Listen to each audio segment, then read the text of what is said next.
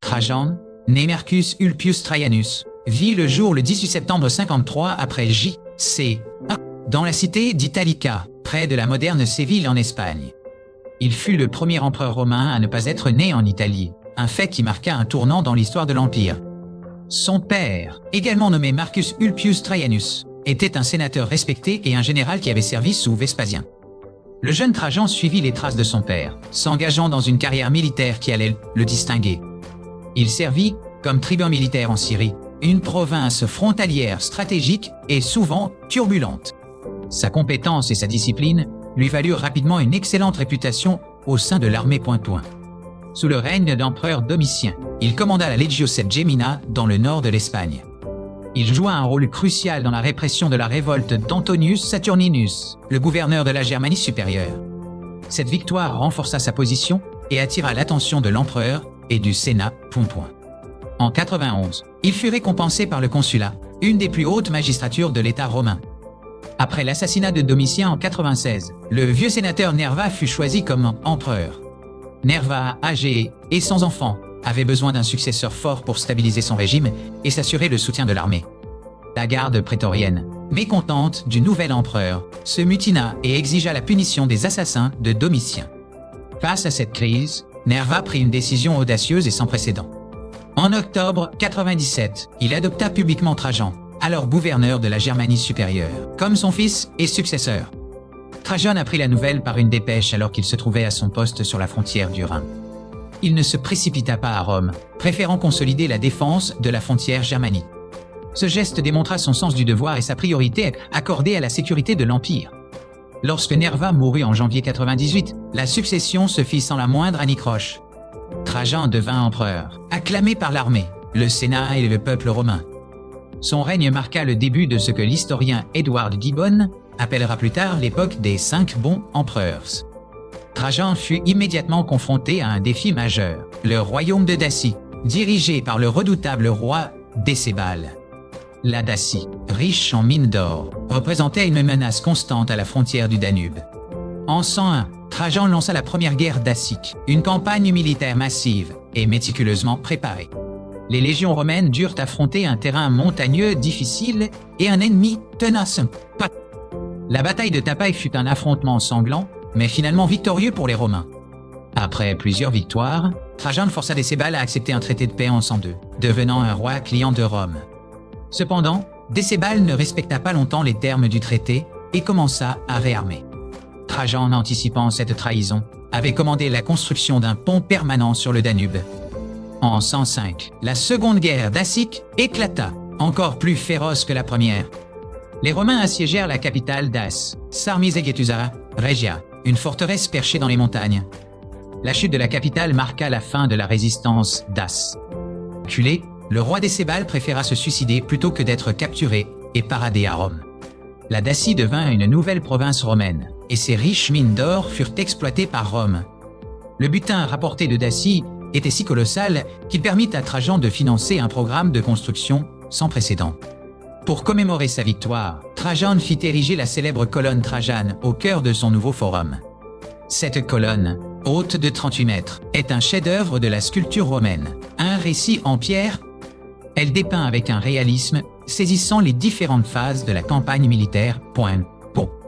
Le forum de Trajan, conçu par l'architecte Apollodore de Damas, était le plus grand et le plus somptueux des forums impériaux. Il comprenait une immense place, une basilique colossale, 2 bibliothèques, une pour les textes grecs, une pour les latins et les marchés de Trajan. Les marchés de Trajan, un complexe semi-circulaire de boutiques et de bureaux, sont considérés comme le premier centre commercial du monde. Trajan ne se contenta pas d'embellir Rome. Il investit dans des infrastructures dans tout l'Empire. Il fit construire de nouvelles routes, comme la Via Traiana en Italie, offrant une alternative plus rapide à la Via Appia. Des ports furent agrandis, comme celui d'Ostie, le port de Rome, avec un nouveau bassin hexagonal pour protéger les navires. Des aqueducs furent réparés ou construits, assurant l'approvisionnement en eau de nombreuses cités. Sur le plan social, Trajan est célèbre pour avoir institué les alimenta. Ce programme de protection sociale utilisait les intérêts de prêts accordés à des propriétaires terriens pour financer l'éducation et l'entretien des enfants pauvres, en particulier en Italie. Cette politique visait à la fois à lutter contre la pauvreté et à encourager la natalité dans la péninsule italienne. Trajan était connu pour son accessibilité et son respect envers le Sénat. Il prêta le serment de ne jamais exécuter un sénateur sans un procès équitable devant ses pairs. Cette attitude contrastait fortement avec la tyrannie et la paranoïa de son prédécesseur, Domitien. Le Sénat lui décerna le titre d'Optimus Princeps, le meilleur des princes. Ce titre, qu'il accepta avec humilité, devint synonyme de son règne. En matière de justice, il était réputé pour son équité et sa modération. Une célèbre anecdote raconte comment il descendit de cheval pour rendre justice à une veuve qui réclamait vengeance pour son fils assassiné.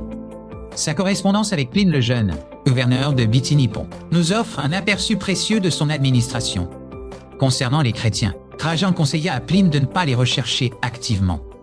Cependant, si des chrétiens étaient dénoncés et refusaient de sacrifier aux dieux romains, ils devaient être punis. Cette politique modérée établit un précédent pour le traitement des chrétiens pendant plus d'un siècle. Vers la fin de son règne, l'ambition de Trajan se tourna vers l'Est, à l'imitation de son héros, Alexandre le Grand. Il cherchait à régler définitivement la question de l'Empire parthe, le rival de longue date de Rome. En 113, il annexa le royaume d'Arménie, le transformant en province romaine. Puis il lança une invasion à grande échelle de la Mésopotamie, le cœur de l'Empire parthe. Les villes de Babylone, Séleucie et la capitale parthe, Ctesiphon, tombèrent aux mains des Romains en 116. Trajan avait mené les armées romaines plus à l'est que n'importe quel autre général avant lui. Il créa les provinces de Mésopotamie et d'Assyrie, portant l'Empire romain à son extension territoriale maximale. Cependant, cette conquête fut de courte durée. Des révoltes éclatèrent derrière ses lignes, en Mésopotamie, en Judée et dans d'autres parties de l'Orient. La diaspora juive se souleva avec une violence particulière, menaçant des provinces entières. Trajan, dont la santé déclinait, fut contraint d'entamer une retraite. Il subit un accident vasculaire cérébral en 117, alors qu'il se préparait à retourner à Rome. Il mourut le 8 août 117, sans avoir officiellement désigné son successeur. Cependant, sa femme, Plotine, et son préfet du prétoire, Atianus, annoncèrent qu'il avait adopté sur son lit de mort son cousin et pupille, Adrien. Adrien, qui commandait l'armée en Syrie, fut rapidement acclamé empereur. Les cendres de Trajan furent ramenées à Rome et, honneur exceptionnel, déposées dans une urne d'or dans le socle de sa propre colonne. Il fut le seul empereur dont les restes reposèrent à l'intérieur du Pomerium, la limite sacrée de la ville de Rome. Le Sénat le divinisa immédiatement et son nom devint une référence pour les empereurs suivants. Pendant des siècles, chaque nouvel empereur était acclamé par le vœu « Felicior Augusto, meilleur Traiano, puisses-tu être plus heureux qu'Auguste et meilleur que Trajan ». L'héritage de Trajan est celui d'un administrateur compétent, d'un général victorieux et d'un bâtisseur infatigable. Son règne est souvent considéré comme l'apogée de la puissance et de la prospérité de l'Empire romain. Il a su combiner l'autorité impériale avec le respect des formes républicaines, créant un modèle de gouvernement éclairé. Son programme de travaux publics a transformé le visage de Rome et amélioré la vie de ses citoyens. Les conquêtes de Trajan, bien que partiellement abandonnées par son successeur Adrien, ont redéfini les frontières de l'Empire. La province de Dacie, cependant, est restée romaine pendant plus de 150 ans, laissant une empreinte latine durable dans la région, la Roumanie moderne. La figure de Trajan a traversé les âges, devenant un archétype du bon souverain. Même au Moyen Âge, une légende chrétienne prétendait que le pape Grégoire le Grand, ému par l'histoire de sa justice envers la veuve, avait prié pour son âme et l'avait sauvée de l'enfer. Dante Alighieri, dans sa Divine Comédie, place Trajan dans le ciel de Jupiter, parmi les âmes des dirigeants justes. Trajan représente l'apogée de l'Empire, un moment où la puissance militaire, la prospérité économique et la stabilité politique semblaient parfaitement alignées. Son règne a laissé une marque indélébile sur l'histoire occidentale, un idéal de gouvernement auquel beaucoup aspireront. L'empereur soldat d'Hispanie avait non seulement conquis des territoires, mais aussi conquis une place éternelle dans la mémoire de l'humanité. Sa gestion financière fut prudente, malgré les dépenses colossales en construction et en guerre. L'or de Dacie a permis de stabiliser la monnaie romaine, le denier, pour des décennies. Il a également supervisé la construction de l'arc de Trajan à Bénévent, un chef-d'œuvre célébrant ses réalisations pacifiques et civiles. Contrairement à de nombreux empereurs, il a maintenu une relation de respect mutuel avec sa femme, l'impératrice Plotine. Plotine était une femme cultivée et influente, connue pour sa modestie et sa vertu, agissant comme une conseillère avisée. La sœur de Trajan, Ulpia Marciana, fut également honorée et même divinisée après sa mort, un signe de l'importance de la famille impériale. Le style de leadership de Trajan était pragmatique. Il préférait les solutions pratiques aux théories abstraites. Il visitait personnellement les camps militaires, partageant parfois le repas simple des soldats pour maintenir le moral ponto. Cette camaraderie lui assurait une loyauté sans faille de la part de ses troupes. Son expansion de l'Empire, bien que spectaculaire, a posé des défis logistiques et défensifs immenses. La décision d'Adrien d'abandonner les provinces orientales fut une reconnaissance pragmatique que l'Empire avait atteint ses limites soutenables. Pourtant, l'ombre de Trajan le Conquérant planait sur le règne plus pacifique et défensif d'Adrien. L'image de Trajan comme Optimus Princeps fut soigneusement cultivée par la propagande impériale, sur les pièces de monnaie, les statues et les monuments. Il a compris l'importance de l'opinion publique et de la construction d'un consensus autour de son pouvoir. Le règne de Trajan a vu une floraison de la littérature latine, avec des auteurs comme Pline le Jeune, Tacite et Juvénal. C'était Juvénal. Tacite, bien que critique envers le Principat en général, a loué l'ère de Nerva et Trajan comme un temps de rare bonheur, où l'on peut penser ce que l'on veut et dire ce que l'on pense. La conquête de la Dacie a non seulement apporté de l'or, mais aussi un grand nombre d'esclaves, alimentant l'économie romaine. La romanisation de la Dacie fut un processus systématique, avec l'installation de colons venus de tout l'Empire. Le port d'Ancône sur l'Adriatique fut également agrandi par Trajan, facilité par un arc de triomphe qui se dresse encore aujourd'hui. Trajan était un homme d'une grande endurance physique, même à un âge avancé, menant ses armées personnellement. Sa mort, loin de Rome, en pleine campagne, est celle d'un empereur-soldat jusqu'au bout. L'incertitude autour de l'adoption d'Adrien a laissé place à des soupçons de conspiration de la part de l'impératrice Plotine. Quoi qu'il en soit, la transition du pouvoir fut rapide et a empêché une guerre civile potentielle. Le règne de Trajan est un point culminant, un bref moment d'équilibre avant les crises du IIIe siècle. Son héritage est complexe.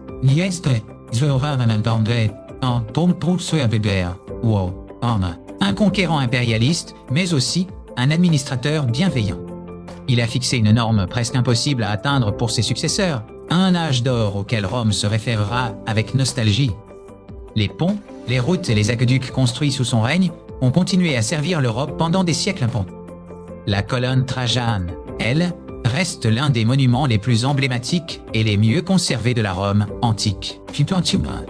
Elle est une source inestimable d'informations sur l'organisation et l'équipement de l'armée romaine. Trajan a prouvé qu'un provincial pouvait non seulement gouverner Rome, mais elle a mené à son apogée. Son règne a consolidé l'idée que l'empereur devait être choisi pour son mérite, l'adoption du meilleur, et non par les liens du sang. Cette période, bien qu'idéalisée, a offert à l'Empire une stabilité et une prospérité remarquables. L'empereur Trajan, le meilleur des princes, est une figure centrale pour comprendre la grandeur et les contradictions de l'Empire romain. Il a personnellement financé des jeux du cirque grandioses pour célébrer sa victoire d'Acie, durant plus de 120 jours. Ces spectacles incluaient des combats de milliers de gladiateurs et la mise à mort de milliers d'animaux sauvages. Bien que populaire, cette prodigalité montre aussi la face sombre du divertissement romain. Trajan a également réformé le système monétaire pour améliorer la pureté de l'argent dans le denier. Son administration était remplie d'hommes compétents, choisis pour leur talent plutôt que pour leur naissance. Il a établi une distinction claire entre les caisses de l'État, aérarium, et sa fortune personnelle, fiscus. La construction du port d'Ostie était vitale pour sécuriser l'approvisionnement en blé de Rome, l'Anon. Il a mené une politique de grands travaux qui a fourni de l'emploi à des milliers de personnes. La popularité de Trajan est telle qu'il pouvait se permettre de réduire certains impôts sans perdre le soutien du peuple. Il a combattu la corruption des gouverneurs de province avec une grande sévérité. Sa vision de l'Empire était celle d'une communauté de cités prospères, unie sous la direction bienveillante de Rome. L'Arc de Triomphe était un outil de communication politique essentiel, et Trajan en a fait un usage magistral. Même les ennemis de Rome, comme les Parthes, le respectaient comme un adversaire redoutable et honorable. La fin de son règne montre les limites de la puissance militaire romaine et le danger de la surextension. La paix romaine, Pax Romana, sous Trajan, n'était pas une absence de guerre, mais plutôt une exportation de la guerre aux frontières de l'Empire. Son héritage architectural à Rome est si dominant que de nombreuses ruines visibles aujourd'hui datent de son règne. Trajan a incarné l'idéal stoïcien du souverain, un homme guidé par la raison, le devoir et le service de l'État. Finalement, l'histoire se souvient de Trajan non seulement pour l'étendue de son empire, mais pour la qualité de son gouvernement.